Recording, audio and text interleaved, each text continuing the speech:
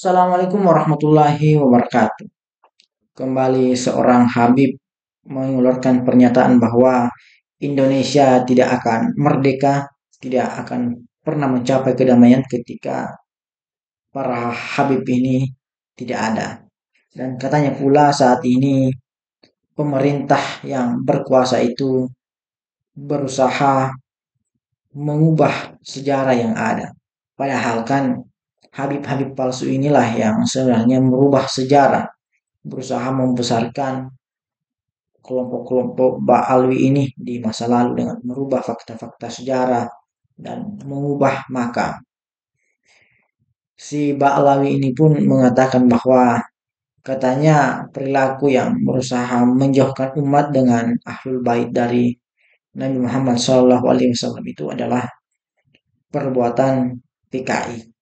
Tapi kan kita paham bahwa sebenarnya dahulu itu orang-orang Ba'alwi ini juga adalah pembesar-pembesar dari PKI kan. Itu ada rekam jejaknya dalam sejarah bahwa banyak orang-orang dari Ba'alwi ini yang menjadi pembesar di PKI. Nah, untuk lebih lengkapnya mari kita simak videonya berikut ini. Oleh Allah.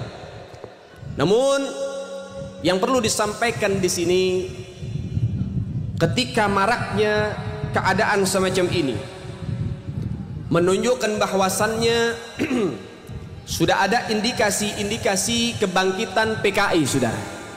Dan ini perlu dikasih tahu. Apa sih kaitan PKI dengan pondok pesantren? Banyak.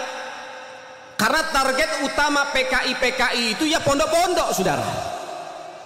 Target utama yang akan dibumi hanguskan oleh PKI ya guru-guru, para ulama-ulama. Dari zaman dulu mereka memusuhi daripada para ulama. Kenapa? Karena para ulama yang berani menyuarakan yang hak itu hak, yang batil itu batil, saudara.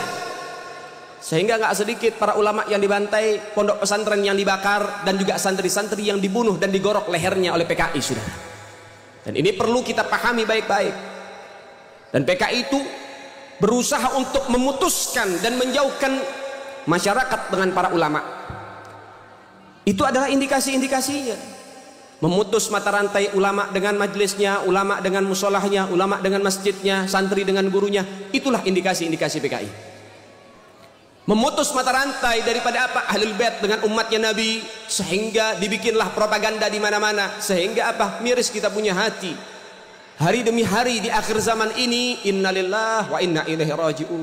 Sudah berapa banyak Ahlul Bait Nabi Muhammad yang dizalimi, saudara. Padahal kalau kita boleh membuka sejarah, Indonesia tidak akan pernah berdiri dan tidak akan pernah merasakan kemerdekaan tanpa sepak terjang dan perjuangan para ulama dengan Ahlul Bait Nabi Muhammad. Tanpa ada ulama, tanpa ada santri, tanpa ada habaib, sampai detik ini Indonesia belum merdeka, saudara. Itu tidak bisa dipungkiri. Para habaib jasanya besar, para kiai jasanya besar, luar biasa. Lihat, kita tarik sejarah demi sejarah. Sedikit saja, tidak usah panjang-panjang masalah sejarah ini. Nanti kita akan bahas PKI. Ada namanya Imam Bonjol, saudara. Nah, ini menunjukkan bagaimana sepak terjang para ulama. Imam Bonjol itu namanya Muhammad Syahabuddin. Siapa sih Imam Bonjol? Imam Bonjol ternyata adalah salah satu kakek daripada Habib Rizik, saudara. Man fil abna, apa yang ada sama orang tua ada sama anak cucunya. Kalau bapaknya pejuang, anaknya juga pejuang, saudara. Bapaknya macan, anaknya macan, betul? Betul? Iya. Kalau bapak kakeknya pejuang, pasti anak-anaknya juga pejuang, saudara. Dan itu tidak bisa dinafikan. Namanya Muhammad Syahabuddin, darah daging Sayyiduna Muhammad. Yang kedua, di Ponorogo. Siapa di Ponorogo? Ternyata di Ponorogo adalah seorang ulama besar, namanya adalah Abdul Hamid.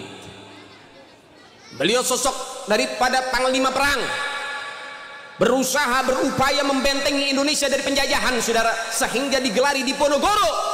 Apa itu di Ponorogo? Diambil dari dua suku kata. Yang pertama bahasa Arab, yang kedua dari bahasa Jawa. Dipo dari kalimat dafa yadfa'u. Artinya apa? Menolak, membentengi, mengusir daripada apa? Daripada negaranya dijajah. Mengusir penjajah dari negara. menolak penjajah dari negara. Negoro dari bahasa Jawa yaitu negara, artinya apa? Membentengi negaranya dari penjajahan. Namanya adalah Abdul Hamid, seorang ulama besar. Makanya kalau kita lihat lukisannya di Ponorogo pakai imamah, Imam Bonjol pakai imamah. Ulama tidak bisa dipisahkan dari Indonesia. Pejuang-pejuang kita, masyarakat kita, mayoritas para pejuang adalah para ulama. Dan juga saudara, siapa lagi? Ada namanya Kapiten Patimura. Kapiten Patimura ini adalah sosok kiai besar dari Maluku. Nama aslinya adalah Kiai Haji Ahmad Lusi. Memiliki pondok pesantren besar di Maluku, Indonesia bagian timur. Ketika sampai seruhan jihad kepada mereka, ternyata Kapiten Patimura nggak ngumpet di pondoknya, keluar sama santri-santrinya, keluar berjuang berjihad bersama santri-santrinya. Ini baru sosok kiai yang betul-betul cinta terhadap NKRI, saudara. Sampai-sampai Kapiten Patimura harus tewas di tiang gantungan, dibunuh oleh penjajah, saudara. Namun mendapatkan syahidnya. Namun ada beberapa orang licik dan picik dari petinggi-petinggi negeri mulai untuk apa? Menghapus sejarah dan menipu sejarah, penipuan sejarah. Sehingga di setiap buku-buku sekolah yang beredar di sekolah-sekolah umum, Kapiten Patimura namanya adalah Thomas Matulesi. Kalau nama Ahmad kira-kira agamanya apa? Agamanya apa? Agamanya apa? Baik, kalau misalnya namanya Thomas, kira-kira agamanya apa? Permainan sejarah, penipuan, saudara. Padahal yang berjuang mayoritas adalah kiai, santri, dan orang-orang Islam. Ternyata mereka memiliki penipuan sejarah. Na'udzubillah. Anda harus tahu, santri harus tahu, ini sejarahnya. Beginilah para pejuang-pejuang kita, mereka para ulama kok. Pejuang-pejuang Indonesia para ulama, tapi kenapa saat ini malah apa? Ulama dimusuhi, ulama dibenci, ulama diteror, ulama diintimidasi, ulama didiskreditkan. Ada apa dengan negara ini? Jangan-jangan PKI sudah menyusup, saudara. Baik, yang berikutnya, siapa sih pahlawan-pahlawan nasional? Kiai Haji Mas Mansur, Kiai Haji Agus Salim. Kemudian di Bekasi ada Kiai Haji Nur Ali, yang mana Kiai Haji Nur Ali ini seorang ulama besar di Bekasi, punya pondok pesantren. Beliau memimpin pondok pesantren yang bernama At-Taqwa. Itu Kiai Haji Nur Ali, saudara. Kalau sudah berjuang, saudara, dia cabut goloknya, saudara. Dia nggak mundur dari perjuangan sampai tetes darah terakhir, saudara.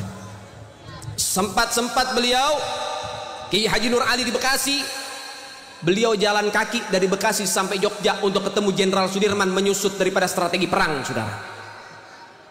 Ini ulama-ulama kita, aset Indonesia. Jenderal Sudirman, siapa backgroundnya? Apa backgroundnya? Ternyata Jenderal Sudirman adalah ulama besar di Jogja. Setiap hari mengajar ngaji, baik anak kecil maupun orang dewasa, diajarkan fikih, hadis, tafsir, dan lain sebagainya. Backgroundnya adalah ulama dan menjadi jenderal terbesar, saudara, ada di Indonesia. Itu dari kalangan kiai, dan ini hanya sebagian, masih banyak lagi. Sekarang pertanyaannya, apa jasa Ahlul Bait Sayyiduna Muhammad? Apa jasanya mereka para habaib di Indonesia? Apa jasanya? Baik, yang pertama, Al-Habib Husain Al-Mutahhar. Beliau dari Semarang. Beliau yang menciptakan lagu 17 Agustus dan Syukur.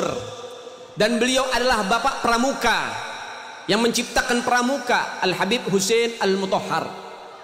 Dan Anda harus tahu, ketika rumah Soekarno dikepung, di situ ada Habib Husain Al-Mutahhar, dan Belanda mencari bendera merah putih yang sudah dibuat untuk dibakar dan dibumi hanguskan, saudara. Soekarno menyerahkan kepada Habib Husain, tolong Pak Husain jaga bendera ini baik-baik. Habib Husain mengatakan, saya jaga walaupun nyawa saya terancam, sehingga bisa berkibar ada di mana-mana, saudara.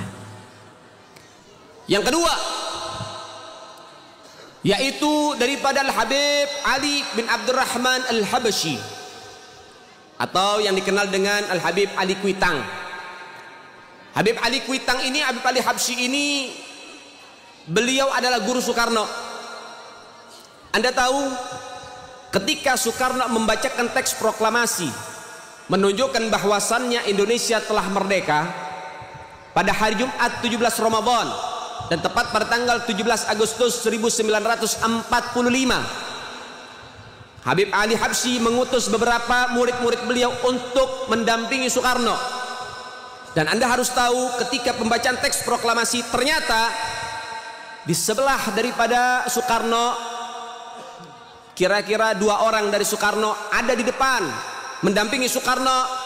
Ada Al-Habib Husain bin Syihab, yaitu ayahanda Habib Rizik, saudara. Dan Anda tahu muridnya Habib Ali Kuitang menyampaikan kepada gurunya pada hari Jumat selepas sholat Jumat mengatakan, Habib, Indonesia telah merdeka. Maka Habib Ali Al-Habsyi beliau mengambil mic dan memberikan daripada informasi dan menyatakan fatwanya. Beliau mengatakan, mulai detik ini, mulai saat ini, pasang di rumah-rumah kalian dan tinggikan bendera merah putih. Indonesia telah merdeka. Sebarkan ke seluruh Indonesia untuk mengibarkan bendera merah putih, saudara. Itu fatwa dari Habib Ali Kuitang, saudara. Dan juga dari mana asal merah putih? Itu fatwa dari Al-Habib Salim Al-Jufri, guru tua Al-Habib Idrus bin Salim Al-Jufri yang ada di Palu, saudara. Kemudian siapa yang membakar semangat perjuangan masyarakat di kala itu? Al-Habib Salim bin Ahmad bin Jindan.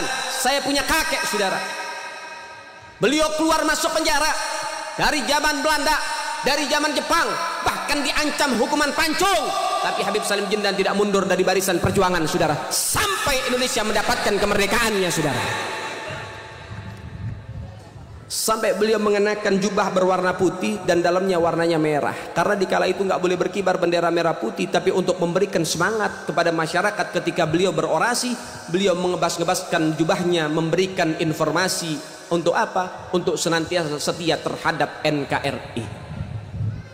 Baik, yang berikutnya ada Syarif Hamid Al-Gadri, Sultan kedua di Pontianak, yang saat ini sedang kasus, saudara.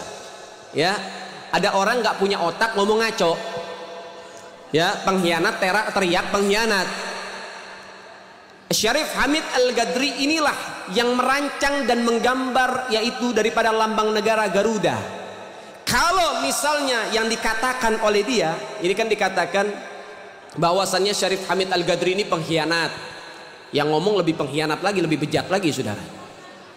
Kalau misalnya Syarif Hamid Al-Gadri pengkhianat, ngapain lambangnya dipakai? Gak akan mungkin dipakai oleh negara. Tapi ketika lambangnya yang dibuat oleh dia, lahir dari karya tangannya, dipakai oleh negara kita, menunjukkan bahwasannya Syarif Hamid Al-Gadri adalah pahlawan, bukan pengkhianat, saudara sekalian.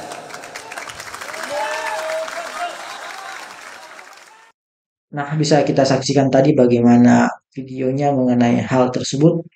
Semoga video ini bisa bermanfaat dan menambah wawasan kita. Wallahul muwaffiq ila aqwamit thoriq. Assalamualaikum warahmatullahi wabarakatuh.